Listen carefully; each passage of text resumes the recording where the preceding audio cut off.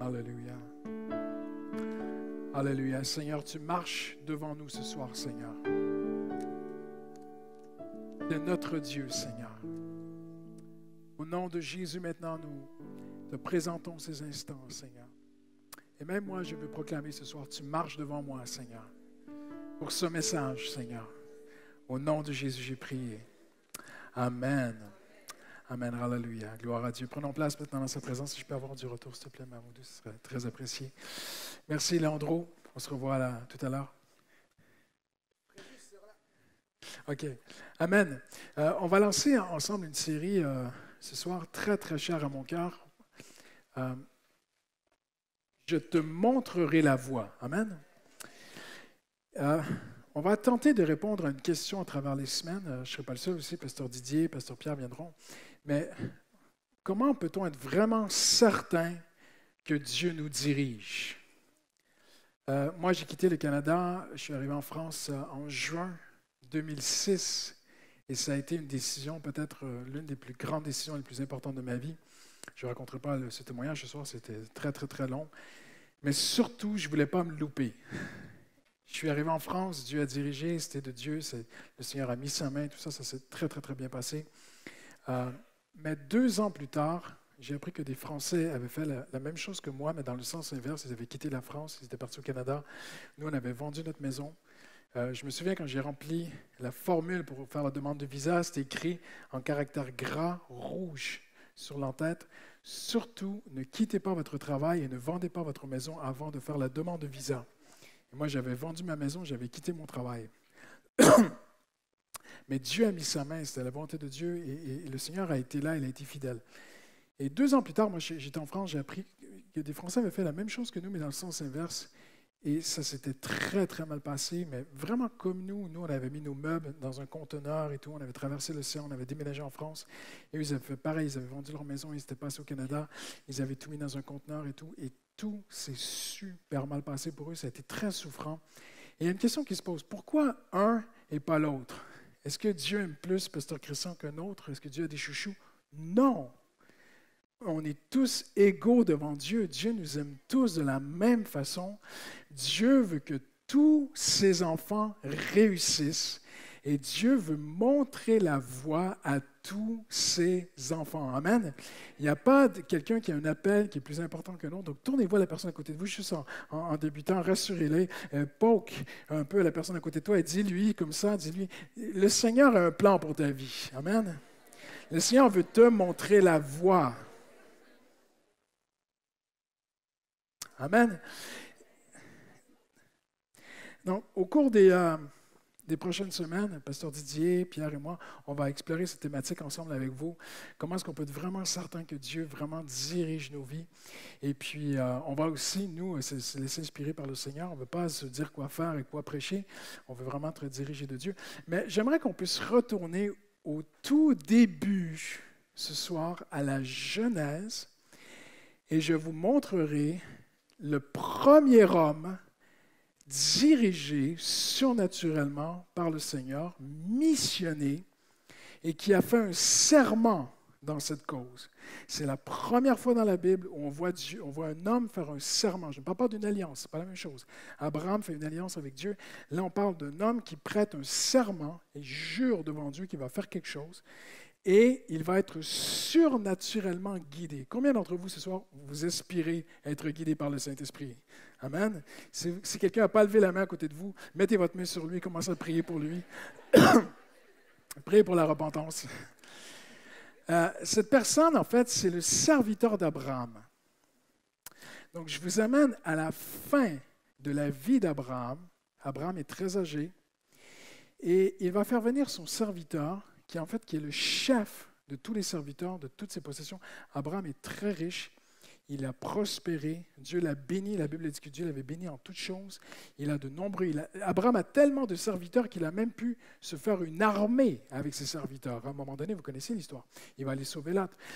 Et à la fin de sa vie, Abraham est très, très, très préoccupé par quelque chose. Il a un fils qui s'appelle Isaac. Toute la bénédiction de Dieu, la bénédiction d'Abraham, passe d'Abraham à Isaac. Mais si Isaac n'a pas de fils, c'est fini. Alors, il faut une femme, il faut une épouse pour Isaac. Et si vous remarquez bien un petit peu dans le texte, Abraham n'a plus 18 ans là. Il a bientôt presque 37, 38, certains croient même autour de la quarantaine. À Isaac, le temps a passé. Il n'a pas d'épouse.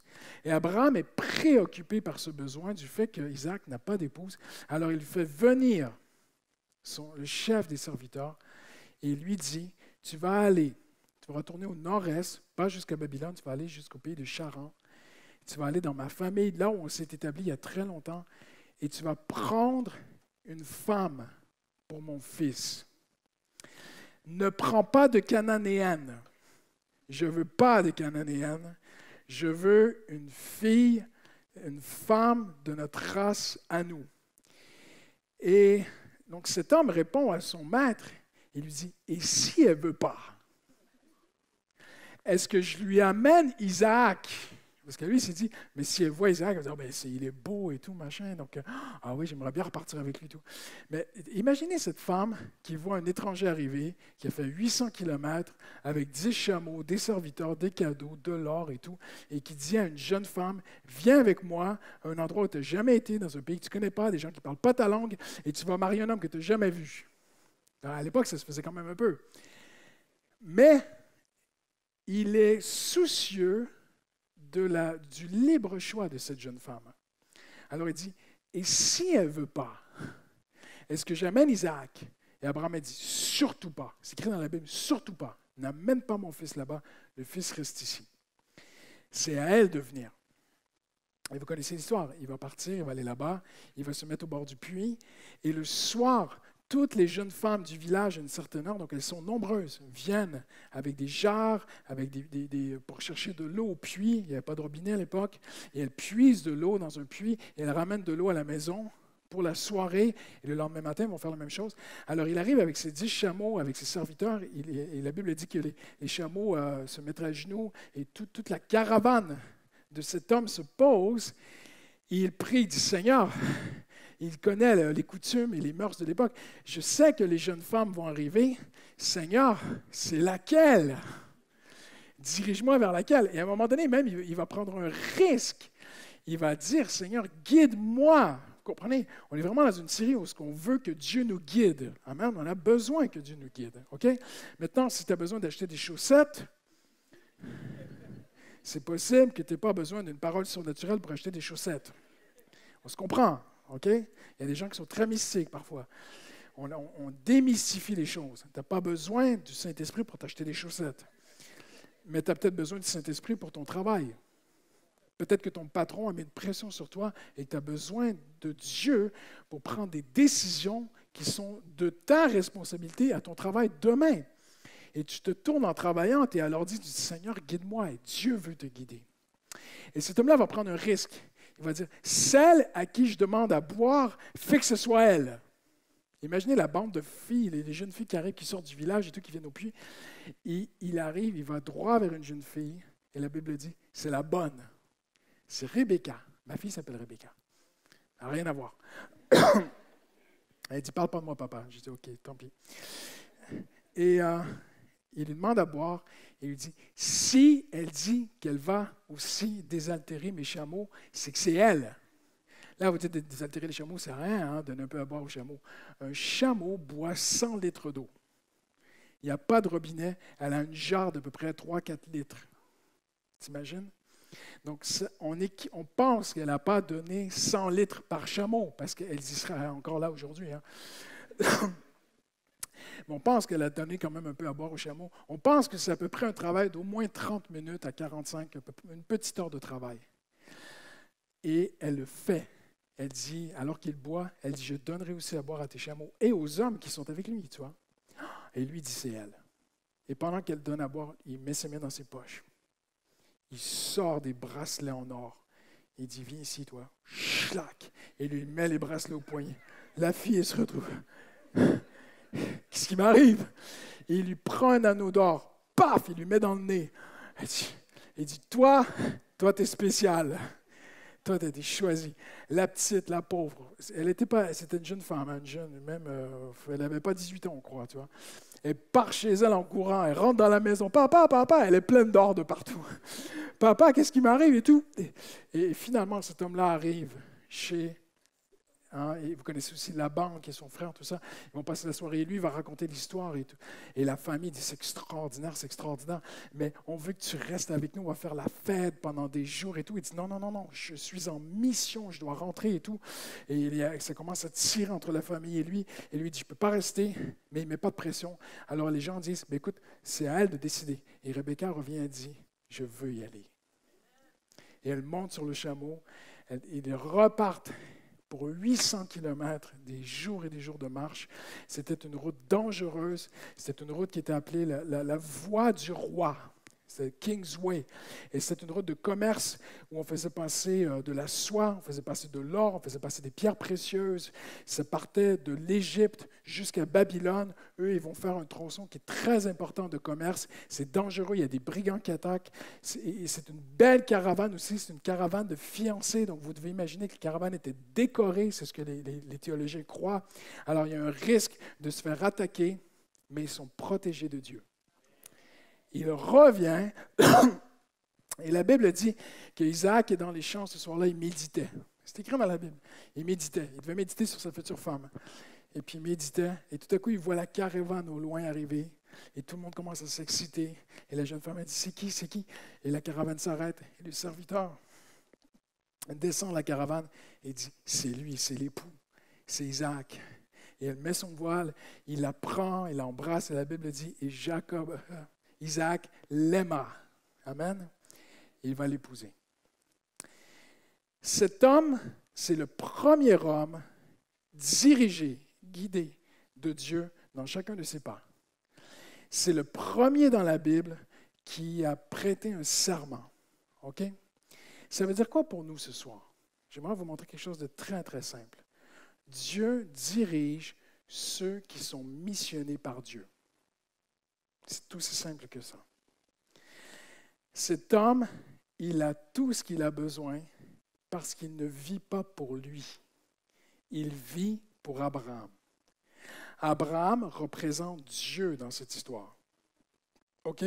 Cet homme représente tous les chrétiens. Il ne représente pas le pasteur ou le missionnaire ou l'évangéliste ou quoi que ce soit. Il représente un chrétien. Le chrétien vit pour une mission dans ce monde. Il vit pour aller chercher l'épouse et la ramener à Christ. Il y a des signes extrêmement clairs dans cette histoire. Premier signe, ne me ramène pas une Cananéenne. Quelqu'un qui n'est pas né de nouveau n'ira pas au ciel. Comprenez ce que je veux dire? C'est par la nouvelle naissance. Il dit, quelqu'un de la même nature que moi. Je veux une femme, une épouse de la même nature que mon fils. Et l'Église est de la même nature que Christ. Elle est de l'Esprit. Elle est de la même nature que Christ, l'Église. Alors il lui dit, ne me ramène pas une Cananéenne. C'est aussi une question très importante. Je ne vais pas rentrer là-dedans ce soir, c'est plus du leadership. C'est une question que nous, les pasteurs, on doit se poser. Dieu ne nous demande pas de faire du chiffre. Parce qu'une Église peut faire compromis dans son message pour faire venir beaucoup de monde. Mais on n'est pas appelé à remplir les églises. On est appelé à amener les gens au ciel par le Seigneur Jésus. On peut remplir des églises. Et écoutez-moi bien, au Moyen Âge, on a rempli des églises. Mais ces gens-là n'allaient pas au ciel. C'est de la religiosité, c'était des mensonges, c'était le catholicisme. Ce n'est pas la vérité, le catholicisme. Je le dis avec beaucoup d'amour. J'aime tous les catholiques du monde entier. Mais le catholicisme, ce n'est pas la vérité. Les églises de France étaient remplies, mais aucun impact dans le ciel. Voyez-vous? Et aujourd'hui, on a toutes sortes d'évangiles. On a parfois des évangiles très permissifs, des évangiles très cool pour attirer les gens à l'Église. Mais ma mission n'est pas d'attirer plein de monde à l'Église. Ma mission et ta mission, c'est que l'épouse vienne à l'époux. Et on ne peut pas amener des Cananéens. Il faut amener Rebecca. Il faut amener des gens qui naissent de nouveau. Et on naît de nouveau seulement par la repentance. Donc ça, c'est la première chose. La deuxième chose qu'il dit qui est très intéressante, il lui dit, n'amène surtout pas mon fils là-bas, c'est à elle de venir. Intéressant. Jésus est au ciel, mais il ne viendra pas. Il ne reviendra pas de façon surnaturelle. Il est parmi nous par son esprit, on se comprend. Mais quand Abraham dit, mon fils n'ira pas là-bas, c'est à elle de venir. C'était prophétique. L'Église vit par la foi. Personne, si vous avez vu Jésus, j'aimerais vraiment un entretien avec vous. Vraiment, je sollicite un entretien avec vous. Si vous avez vu physiquement Jésus dans une vision, quelque chose, j'aimerais vraiment que vous puissiez venir me le témoigner et ce que ça fait dans votre vie. Mais pour la plupart d'entre nous, le juste vivra par la foi. Et la foi, c'est qu'on aime quelqu'un qu'on n'a pas vu. Nous sommes fiancés avec Jésus qu'on n'a pas encore vu. Et on accepte de faire la route pour aller vers l'époux qu'on n'a pas encore vu. Quelqu'un dit Amen ce soir. Donc, quand Abraham dit Isaac n'ira pas là-bas, c'est à elle de venir. Jésus n'a pas, et parfois le Seigneur, pour des situations vraiment exceptionnelles, peut se montrer dans une vision, de façon quelconque, bien sûr. Mais globally, comme on dit, globalement, le Seigneur ne se montrera pas. Je veux que tu me suives par la foi. Le juste vivra par la foi. Et Rebecca a accepté d'y aller par la foi. Donc, cette histoire est très révélatrice de Abraham, Dieu, le serviteur, c'est toi et moi, Christ, c'est Isaac, et l'Église, c'est Rebecca. Alors tu dis, mais pasteur, moi je suis Rebecca. Moi j'aimerais bien me faire conduire. J'aimerais bien avoir des bracelets en or. J'aimerais bien avoir un truc dans le nez et tout. Moi, c'est super beau cette vie-là, tu vois. Et puis tout le monde me célèbre et tout. Rebecca, c'est le centre de l'attention et tout. Mais quand tu viens à Jésus, tu es un peu le centre. C'est vrai, hein? Baptême d'eau, célébration, tout le monde est content. Il y a plus de joie dans le ciel pour un surpêcheur qu'il y a 99 justes. Tout ça, c'est extraordinaire. Mais à un moment donné, tu matures en Jésus-Christ. Et là, le Seigneur te dit, je ne veux plus que tu sois le centre. Je veux que tu ailles dans l'ombre. Et je veux que tu me serves. Et je veux que tu deviennes mon serviteur. Alors, j'aimerais vous montrer ce soir, le temps passe très, très vite, mais j'aimerais vous montrer le contexte et les conditions pour être pleinement guidé par le Saint-Esprit. On les voit dans cette histoire. Amen. Vous voulez le regarder avec moi ensemble? Amen. Il y a une sœur qui a envie de le voir. On va regarder la part de Dieu. Premièrement, la part de Dieu, c'est le Seigneur. Si je vis pour la gloire de Dieu, si je ne vis pas pour mes intérêts, le Seigneur me promet de me guider avec précision. Amen. C'est une promesse de Dieu. Abraham lui dit, où aller? Tu vas aller, il lui dit même le village, ce n'est pas une ville, c'était un village. Tu vas aller dans ce village et c'est là que tu vas aller. Et le Seigneur a promis de guider avec précision tous ses enfants qui vivent pour sa gloire, ses intérêts et pas leurs intérêts. Amen. La deuxième chose que Dieu démontre dans cette histoire, c'est une pleine provision. Super, ça marche. Abraham dit à son serviteur, tu vas y aller, mais écoute-moi bien. Tous mes biens matériels sont dans ta main. Toutes mes richesses, tous mes serviteurs, toutes mes servantes, tout ce que j'ai. Si tu te consacres pour l'épouse de mon fils, je te donne, je te confie tout ce que tu as besoin. C'est extraordinaire. Ça veut dire que voyez-vous, le grand enjeu de nos vies reviendra toujours à une chose tellement simple. Est-ce que je vis pour lui ou est-ce que je vis pour moi? Est-ce que je vis pour les autres ou est-ce que je vis pour lui? Mais si je vis vraiment pour sa gloire, et ça, même moi, je vais vous surprendre ce soir, même moi, je ne peux pas savoir si je vis pour la gloire de Dieu. Je ne peux pas le savoir. C'est au Saint-Esprit de révéler mon cœur. L'homme ne connaît pas les pensées de son cœur. Dieu connaît mieux ton cœur que toi-même. Et au long de ta vie, à un moment donné, tu éteins ton téléphone quand le pasteur y prêche, mais au long de ta vie, il arrive des choses où le Saint-Esprit te montre, là, ça, Christian Robichaud, ça c'est toi, ça. Ah, pardon, Seigneur. Je l'enlève. Oui, Seigneur. Et après, Dieu bénit. Mais au long de notre vie, le Saint-Esprit sonde ton cœur. Et la seule chose que le Saint-Esprit vous demande, et ça c'est un évangile qui n'est pas très populaire, mais c'est le vrai évangile, c'est On ne vient plus à l'Église juste pour nous.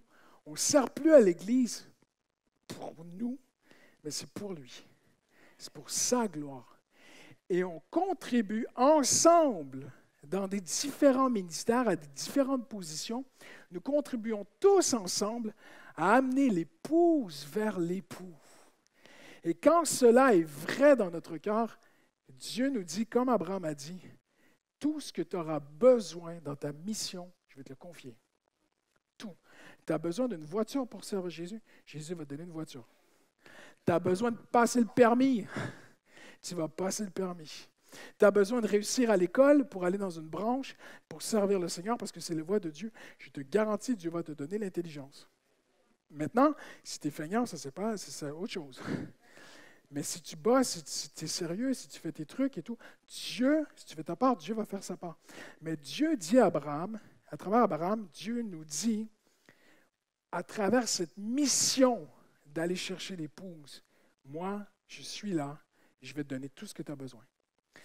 Je rajoute, je nuance. La plupart du temps, Dieu ne donne pas à l'avance. Il donne souvent au moment. La manne, la manne, elle ne pouvait pas se garder plusieurs jours. Seigneur, dirige-moi. Seigneur, dans 2 ans, j'ai besoin de ça. Bien, il est possible qu'en dans 2 ans, moins 1, tu aies ce que tu auras besoin à ce moment-là. Moi, j'ai vu plusieurs fois Dieu dans ma propre vie. J'ai entendu tellement de témoignages aussi autour de moi d'enfants de Dieu que c'est au moment où tu en avais besoin, Dieu était là. Il y a un temps de Dieu.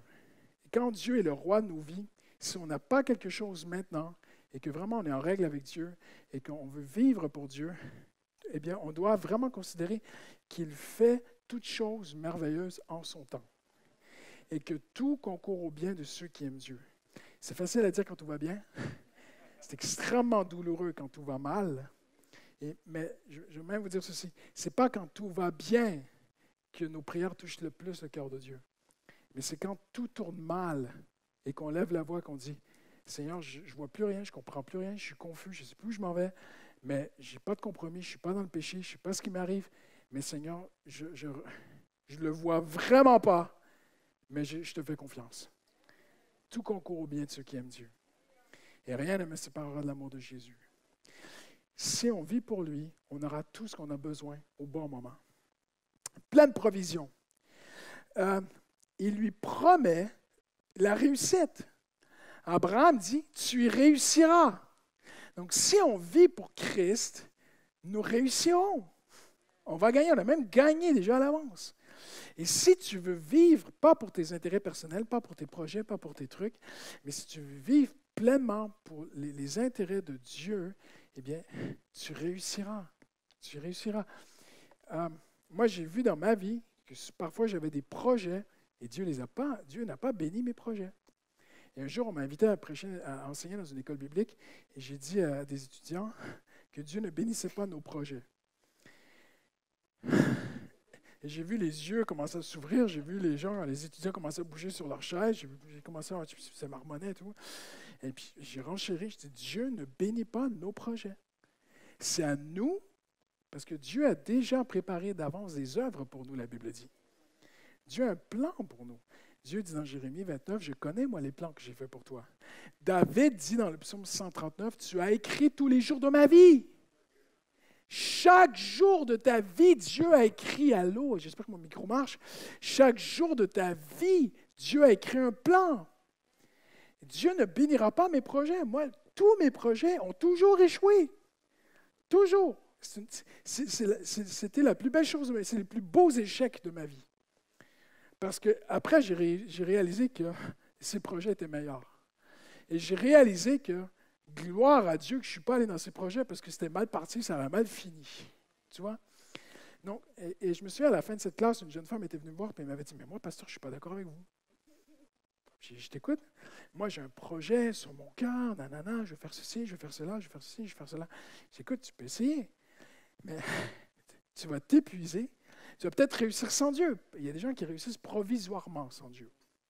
Tu vas peut-être réussir pour un certain temps sans Dieu. Mais Dieu ne bénira pas tes projets. Et puis, au final, elle n'a pas fait son truc. Ça n'a pas marché. Mais Dieu bénit ses projets.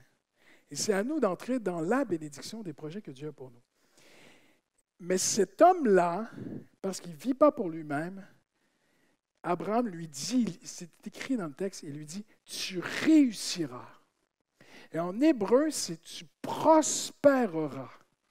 Et c'est très fort. Le mot veut dire ton projet grandira de plus en plus. Ça va prendre des proportions. Quand on marche avec Dieu, Dieu fait prospérer. Je ne parle pas de marcher sur l'or, je ne parle pas de cette prospérité matérielle. La plus belle prospérité, elle n'est pas matérielle. La plus belle prospérité, elle est spirituelle.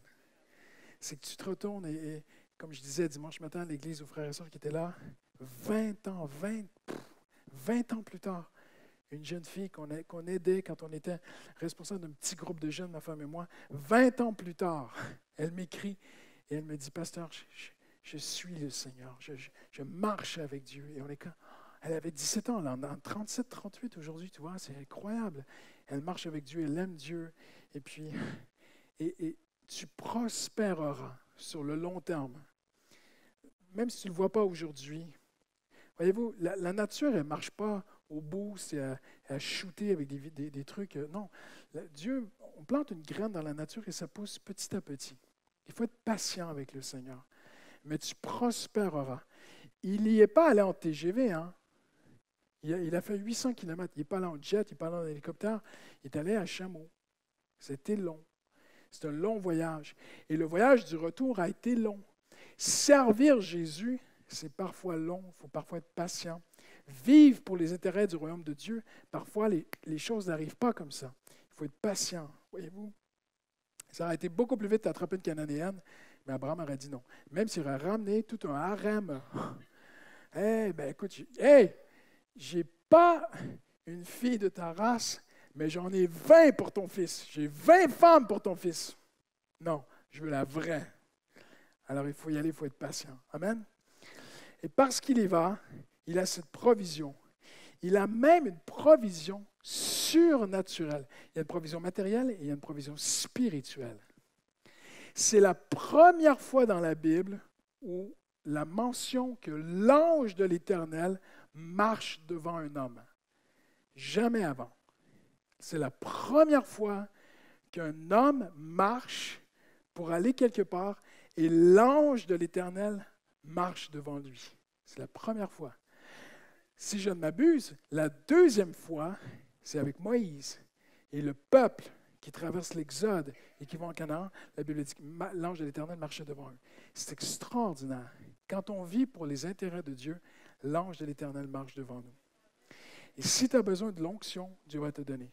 Si tu as besoin qu'à un moment donné, le Saint-Esprit vienne et convainque quelqu'un, eh bien, il va le faire. Si tu as besoin qu'à un moment donné, un pécheur se sente petit dans ses bottes, eh bien, Dieu va le faire. Amen. Et il n'y a pas longtemps, ma femme et moi, on parlait avec un homme qu'on a conduit au Seigneur personnellement. Et puis, on parlait ensemble dernièrement que les premières fois qu'on s'était vus. Puis, il m'a dit, on s'était vus dans un restaurant à Paris. Puis, il dit, avez-vous remarqué que je n'avais pas mangé? Je dis, c'est vrai. Je dis, on voulait même t'offrir le repas et tout, tu ne voulais pas manger. Il dit, non, je n'étais pas capable. Je n'étais pas capable de manger. Il dit, je me sentais tellement mal en présence des enfants de Dieu. Impressionnant, hein? Il dit, mais quand je suis sorti du restaurant, je suis allé au McDo, puis mais j'avais l'estomac à l'envers, je n'étais pas bien à l'intérieur parce que je savais que ma vie n'était pas en règle avec Dieu. Et en simple présence, on n'était pas dans une église, là. On était dans un petit resto, un petit café de Paris, tu vois. Et j'étais touché, je me dis, Seigneur, c'est extraordinaire. À ce moment-là, dans un resto, à travers tout le bruit, on avait besoin de ton Saint-Esprit qui vient convaincre un jeune homme qui est pécheur, et tu l'as fait. Et on l'a appris beaucoup plus tard. Si on vit pour les intérêts du royaume de Dieu, tu auras l'onction de Dieu. Au travail, à l'école, dans ton jardin, dans une cage d'escalier, entre deux portes, tu parles à quelqu'un. Parfois, tu vas dire quelque chose à quelqu'un, tu ne t'en rends même pas compte. La personne n'a aucune réaction. Tu te dis, Seigneur, mais est-ce que tu es avec moi? Mais peut-être que beaucoup plus tard, tu apprendras qu'à ce moment-là, l'onction de Dieu était sur toi. L'ange de l'Éternel marche devant ceux qui vivent pour la gloire de Dieu. Quelqu'un dit Amen ce soir. Amen. Il a eu une protection de Dieu. C'est extraordinaire quand j'ai parlé de cette route dangereuse, de l'ange de l'Éternel qui est avec lui. Quand on vit pour Dieu, oui, on traverse des épreuves, mais même lorsqu'on est touché, il nous faut cette foi que ce n'est pas parce que l'ennemi peut nous toucher. Souvenez-vous de Job, quand Satan dit à Dieu, « Je ne peux pas le toucher ». Il y a une clôture autour de lui. Vous connaissez cette histoire? L'ennemi ne peut pas toucher le juste. Si le juste est touché, c'est parce que Dieu l'a permis pour un temps et pour une raison, et à la fin, c'est pour sa gloire. Si Dieu permet qu'on soit touché dans notre santé, si Dieu permet qu'on soit touché dans parfois des injustices qu'on peut vivre, des choses comme ça, si ma vie est en règle avec Dieu, maintenant attention, parce qu'il y a une porte qui existe, c'est le péché. Dieu dit à Caïn, le péché est tapis à ta porte. Si tu ouvres la porte, il va rentrer comme un lion, il va te bouffer, il va te dévorer, tu vois.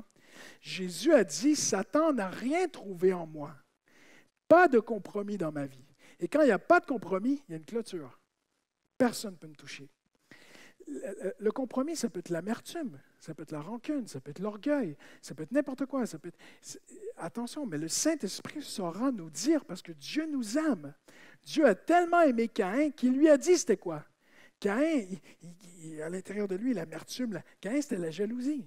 Tu vois? La jalousie, ça peut ouvrir une porte à la destruction. Et il y a cette jalousie en lui, et Dieu l'avertit. S'il y a une porte de compromis ouverte dans ta vie, Dieu t'aime tellement, je suis convaincu qu'il est en train de te toquer à la porte et de dire, attention, là, il y a un truc, là, tu vois. Mais s'il n'y a pas de compromis, on n'est pas parfait. Mais dans nos imperfections, nous pouvons quand même vivre avec un cœur qui aspire à ne pas vivre dans le compromis. Et si on aspire à vivre sans compromis, sans non plus devenir légaliste et pointer les faiblesses des autres, je parle pour soi, mais si on vit sans compromis, eh bien, Satan ne peut pas nous toucher. Donc, s'il arrive quelque chose, c'est comme Job, c'est une épreuve, c'est pour un temps, c'est pour quelque chose, tu vois, c'est pour la gloire de Dieu. Et là, on doit s'en remettre à Dieu et dire, Seigneur, je ne comprends pas ce qui m'arrive, mais tout concourt au bien de ceux qui aiment Dieu. Amen. Et puis, il y a des gens qui pourront vous témoigner, qui ont vécu des choses extrêmement difficiles dans leur vie, mais plus tard, ils ont vu que c'était vraiment même pour la gloire de Dieu et que Dieu s'en est servi. Amen. Mais, ayant dit tout ça, nous sommes appelés à cette protection de Dieu. Amen. Il a une disposition. Dieu est disposé à t'aider alors qu'il te guide. Je m'explique. On veut être guidé par le Seigneur, mais on n'est pas parfait. Et parfois, on peut dire, Seigneur, aide-moi, je tourne à droite ou je tourne à gauche. Allez, je tourne à gauche, alors qu'il fallait tourner à droite. Ah, Seigneur, pourquoi tu ne me l'as pas dit? Je ne pense pas que Dieu est comme ça. Maintenant, ma compréhension de Dieu est très limitée. Hein? Mais de ce que je comprends de Dieu, c'est que Dieu savait que je tournerais à gauche. Il savait que nous sommes très limités à entendre sa voix. Mais il savait que je tournerais à gauche, alors que peut-être qu'il fallait que je tourne à droite. Alors, dans sa bonté, il a prévu me rencontrer à gauche et m'aider à gauche. Dieu aurait peut-être voulu qu'il entre dans la ville au lieu d'aller au puits. On ne le sait pas. Peut-être que Dieu aurait préféré qu'il aille au centre-ville plutôt que de rester dehors au puits. Mais Dieu savait qu'il était sincère. Alors il a fait venir Rebecca où il était. Parfois, on se pose trop la question, je dois aller là ou là? La porte là ou la porte là? J'appelle à Seigneur, quelqu'un m'a dit dernièrement, pasteur, j'ai 2 offres d'emploi. C'est laquelle? C'est laquelle? Je dis, calcule le pour et le contre de chacune. Regarde les avantages et les inconvénients. Mais et si je me trompe? Mais Dieu saura te rencontrer. Dieu saura te rattraper. Dieu saura te protéger. Et cet homme-là, à un moment donné, il doit prendre l'initiative. Donc, oui, on veut être guidé de Dieu, mais il faut aussi prendre des initiatives qui sont tout à fait humaines. Alors, il dit, Seigneur, la première à qui je parle, fais que ce soit elle. Salut, toi. Et Dieu sait qu'il va faire ça. Alors, Dieu dit, il va se lancer. Je n'aurai pas le temps de lui parler. Il va déjà se jeter sur une fille. Je vais amener la bonne. Hop, tiens, Rebecca. Attrape Rebecca. Et dans nos imperfections, Dieu sait nous guider. Amen. Un homme de Dieu a dit, « J'ai plus confiance en la capacité de Dieu de faire entendre sa voix que dans ma capacité d'entendre sa voix. » Moi, j'ai remarqué dans ma petite vie, dans mon petit ministère, mon petit parcours bien humble et avec beaucoup d'erreurs, j'ai remarqué que les fois où Dieu voulait vraiment se faire entendre, franchement, il connaissait mon adresse. Dieu sait où tu es et s'il y a quelque chose à dire, il sera débarqué. Amen. Donc Dieu est disposé. Et le Seigneur aussi, on va terminer bientôt, le Seigneur va user de persuasion. Quand on est guidé par le Seigneur, quand on cherche à vivre pour la gloire de Dieu, on n'a pas à tordre le bras des gens pour qu'ils disent oui. Comprenez-vous ce que je veux dire? Souvent, on fait du forcing parce qu'on manque de foi. Il est dans un souper avec toute la famille, le père de Rebecca, la mère, les cousins, les tatans, peut-être que... Parce que, je ne raconte pas à l'époque, mais les familles vivaient très proches les unes des autres. Alors peut-être que tout le village est au courant de cette histoire. Et là, imaginez tout le pataclan que ça fait dans le village, mais les gens ne veulent pas qu'elle parte. Pas tout de suite, on veut qu'elle reste.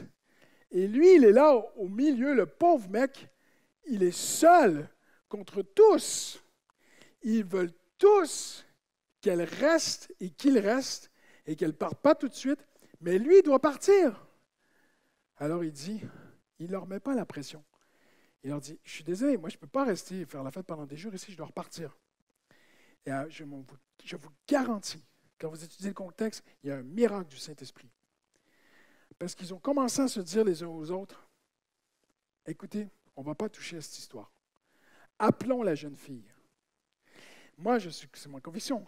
Moi, je suis convaincu que le Saint-Esprit veut les convaincre. Et ils ont commencé à penser dans leur cœur, wow, ça c'est toute une histoire. Il y a du surnaturel, c'est guidé de Dieu. Cet homme-là, c'est un homme de Dieu. Moi, je n'ai pas de problème avec lui. On ne met plus de pression sur lui. Et il n'a pas eu besoin de le faire. Et si on veut être guidé de Dieu, on n'aura pas à tordre le bras des gens autour de nous. Dieu va le faire. Amen. Je ne dis pas qu'il va tordre le bras, mais il va convaincre les cœurs. Amen. Et en plus de ça, en terminant, Rebecca doit dire oui. Et il avait dit à Abraham, si elle dit non, Abraham dit, tu seras quitte. Tu rentres, bredouille, c'est pas grave, tu as fait ce que tu avais à faire. Toi, tu fais ta part, Dieu fera sa part. Et Rebecca, le Seigneur touche le cœur de cette jeune fille et elle dit, je veux y aller. Alors, quand on veut être guidé de Dieu, Dieu fera le surnaturel. Amen. Maintenant, je termine vraiment. 5 choses en terminant qui nous montrent que cet homme-là a un cœur qui est agréable à Dieu. 1, sa consécration. Il laisse instantanément tout ce qu'il fait. Il va partir en mission. Cet homme était responsable de tous les biens d'Abraham. Mais Abraham lui dit, ça c'est terminé, tu vas chercher une épouse pour mon fils. Et quand Dieu trouve un homme ou une femme vraiment prêt à vivre pour sa gloire et pour voir l'épouse venir à l'époux, alors Dieu va bénir cette personne. C'est de voir différemment peut-être là où tu es présentement. Comprenez-vous ce que je veux dire? Il y a des gens, Dieu ne vous demandera pas de quitter votre travail, mais il va vous demander d'aller différemment au travail. Je ne suis pas à ce travail juste pour payer mes comptes. Je suis missionné de Dieu pour travailler là, parce que peut-être qu'il y a quelqu'un qui va venir à Christ. Peut-être que je vais amener un collègue. Je n'habite pas là par hasard. Je ne suis pas né dans cette famille par hasard. Si je suis là, ma vie, je suis Seigneur. Lui, il faisait juste s'occuper des biens d'Abraham. Mais il n'y avait pas vraiment de mission dans sa vie. Avant et après cette histoire, on n'entend plus parler de cet homme-là. Mais là, il a une mission. Là, il devient important. Et l'Église qui est retournée sur elle-même, l'Église qui vit pour elle, l'Église qui se fait plaisir, l'Église qui vit pour l'Église, qui s'occupe de l'Église et qui en fait eh bien, cette Église-là, elle n'a pas de mission, puis on n'en entend pas parler. Mais quand l'Église se lève pour voir des âmes sauvées, là, elle est en mission. Et là, tout ce qu'elle fait, on passe l'aspi parce que c'est pour les âmes. On fait des répétitions de musique, c'est pour les âmes. On évangélise sur la rue, c'est pour les âmes. On donne notre dîme, c'est pour les âmes. Tout ce qu'on fait, c'est pour les âmes. Le pasteur Didier me disait dimanche matin, c'était extraordinaire à Paris-Est. Il dit, la foule, c'était la meilleure foule qu'on a jamais eue. Il dit, des non-chrétiens étaient là. Tout ce que vous avez donné, c'est pour des âmes.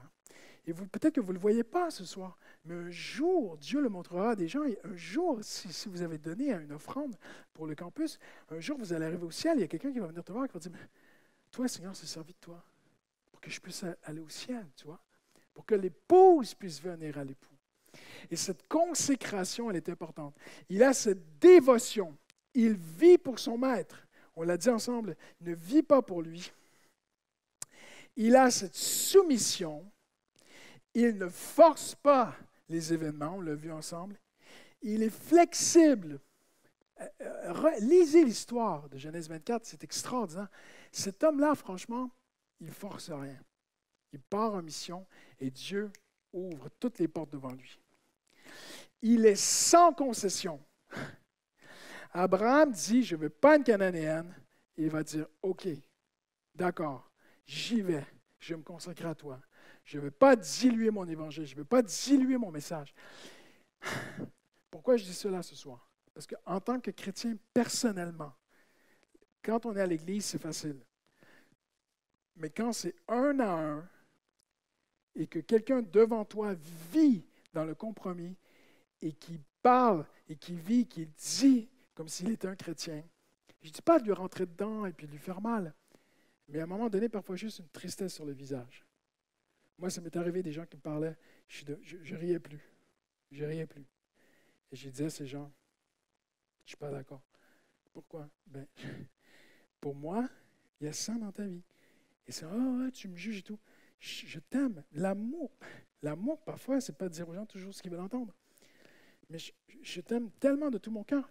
Je ne suis pas certain. Je ne suis pas Dieu, je te le dis bien humblement, mais je ne suis pas certain que ta vie est en règle avec Dieu. Et vraiment, je m'inquiète pour toi. Et tu te prends des coups parfois quand tu dis ça aux gens. Mais on est appelé à un évangile sans compromis. Je vais vous dire pourquoi. Oui, on est appelé à côtoyer plein de gens autour de nous, des collègues, tout ça, non, des gens pas chrétiens et tout. Mais si tes collègues font toujours des grossièretés, des mauvaises blagues, ils disent des gros mots, ils parlent dans le dos du patron, ils se moquent du président de la République, et toi, tu rigoles avec eux, tu fais compromis. À un moment donné, on a juste, parfois, ne rien dire, c'est tout dire. Moi, j'ai travaillé avant d'être pasteur, et j'avais des collègues qui me balançaient des revues pornographiques dans mon assiette sur l'heure du repas, et je leur balançais direct. Ils connaissaient ma position. Ils parlaient de ci. À un moment donné, j'ai dit à un gars, j'ai dit, je ne veux plus entendre tes blagues. Il s'est énervé et tout. J'ai dit, tu salis mes oreilles. Ouais. J'ai dit, je t'aime de tout mon cœur. Puis tu sais quoi? Je prie pour toi tous les jours. Je prie pour ton âme. Ouais, qu'est-ce que là, mon âme? Comprenez? Mais si je rigole avec eux, je rigole. À un moment donné, un jour, regardez comment c'est incohérent. Si je rigole avec mon collègue de tous les péchés qu'il fait, et qu'un jour je l'invite à l'église, et que le pasteur dit que c'est des péchés, il va me regarder. Hey, toi, tu as rigolé avec moi? Blanc, c'est blanc, noir, c'est noir. Je ne dis pas d'aller pointer dans la vie des gens d'investiguer dans la vie des autres. Il y a des gens qui font ça, c'est pas bien. Mais à un moment donné, on ne peut pas se réjouir avec ce qui attriste le cœur de Dieu. Tu ne peux pas conduire ta voiture et entendre des journalistes. Moi, j'entends des trucs à la radio, des gens qui se moquent. Tout est banalisé. On se moque des adultères, on se moque de tout. Il y a une affiche dans le métro, séduis-moi si tu peux. C'est atroce. Le chrétien ne peut pas rire de ce qui attriste le cœur de Dieu. Et si on vit sans compromis, je ne dis pas de taper sur les gens, juste des fois d'être silencieux et triste. Si on vit sans compromis, Dieu nous bénira. Dieu sera avec nous. Et Dieu est avec ce serviteur parce qu'il est sans concession. Il ne va pas ramener une Cananéenne. il va ramener une chrétienne. Amen. Et en terminant, je termine. Ça fait longtemps que je termine, mais là je termine. Moi, ce qui m'a touché, c'est que Dieu, dans sa souveraineté, aurait pu nous donner son nom. Vous avez déjà réfléchi à ça? Il y a le serviteur d'Élisée, qui s'appelait Géasi. Le serviteur d'Abraham ne connaît pas son nom. Dieu n'a pas voulu qu'on sache son nom. Dieu, dans son infiniscience, avait un but très précis. Christian, ne cherche jamais à ce que ton nom soit connu. Maintenant, oui, mais pasteur Christian, tu prêches, tu es en public, tu seras connu, nanana. C'est pas ça. C'est ce que le cœur désire. Pasteur Léandro, il fait chanter. Il n'a pas le choix. Il ne peut pas se mettre un sac sur la tête quand on prêche. Il faut quand même révéler qui on est, tu vois. Mais il y a des gens qui sont très connus, mais ils ne veulent pas être connus. Il y a des gens qui ne sont pas connus, mais ils veulent être connus. Ce n'est pas là où tu es, c'est les intentions du cœur. Et Dieu a fait en sorte que cet homme-là ne soit pas le centre. En fait, il est le personnage principal de toute l'histoire, mais il n'est pas la star. La star, c'est Isaac. La star, c'est Rebecca. C'est eux qui vont se marier. C'est les époux qui sont les plus importants. Le plus important que Dieu cherche, c'est un cœur qui veut s'effacer. Moi, je ne suis pas parfait, mais je pense qu'un bon berger, c'est un berger qui va toujours pointer Jésus. C'est un berger qui va prendre l'épouse, qui va lui dire, là est l'époux. Tu vois? Un bon serviteur de Dieu, un bon chrétien mature va accompagner quelqu'un dans sa foi et va lui dire, moi, je vais te conduire vers Jésus. Toi, tu es Rebecca, lui, c'est Isaac. Moi, j'ai besoin de vous relier ensemble. Moi, ma mission, c'est de vous amener l'un avec l'autre. Et la joie du vrai serviteur de Dieu, c'est de voir des gens aimer Jésus de plus en plus. Amen. Dieu a tout dit dans Genèse 24. Amen. On veut être guidé par le Seigneur. Mais écoutez-moi bien. Si ça s'est posé dans nos vies, dans toutes nos décisions, Dieu va nous guider. Dieu va te guider. Dieu va te guider. Moi, j'ai vu Dieu me guider même à l'adresse où je devais habiter. Je n'ai pas le temps ce soir. J'ai vu Dieu. Je pourrais te raconter les 1000 erreurs que j'ai faites dans ma vie. Mais je pourrais te raconter comment Dieu était fidèle aussi. Même à travers mes faiblesses, tu vois. Parce que quand il y a un désir de vivre pour la gloire de Dieu, Dieu guide. Dieu te guidera. Seigneur, est-ce que je dois l'épouser ou pas? Dieu te guidera. Seigneur, je dois travailler là ou là, Dieu te guidera. Je dois partir, je dois rester, Dieu te guidera. Si le cœur est de vivre pour la gloire de Dieu, Dieu guidera. Amen. On se lève ensemble, on va terminer en prière.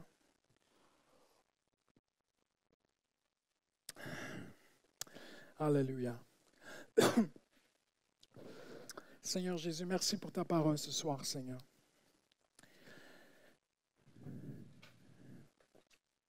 Seigneur, nous ne voulons pas que nos noms soient connus. Nous voulons que le nom de Jésus soit connu, Seigneur. Seigneur, nous ne voulons pas vivre pour nos intérêts, nous voulons vivre pour la gloire de Dieu, Seigneur. Seigneur, nous voulons être en mouvement. Nous voulons être missionnés, Seigneur Jésus, pour voir des âmes venir à toi, Seigneur. Et Seigneur, nous voulons dire en terminant ce soir, guide-moi, Seigneur. Guide-moi, Seigneur. Guide-moi vers une âme qui est perdue. Guide-moi vers quelqu'un qui cherche la porte du royaume de Dieu, Seigneur. Seigneur, guide-moi, Seigneur, dans le nom de Jésus. Dans le nom de Jésus. Hallelujah. Merci, Seigneur. Amen. Amen. Que Dieu vous bénisse. J'étais un petit peu plus long, mais vraiment que Dieu vous bénisse. On vous souhaite un bon retour à la maison. Bon mardi soir. Merci.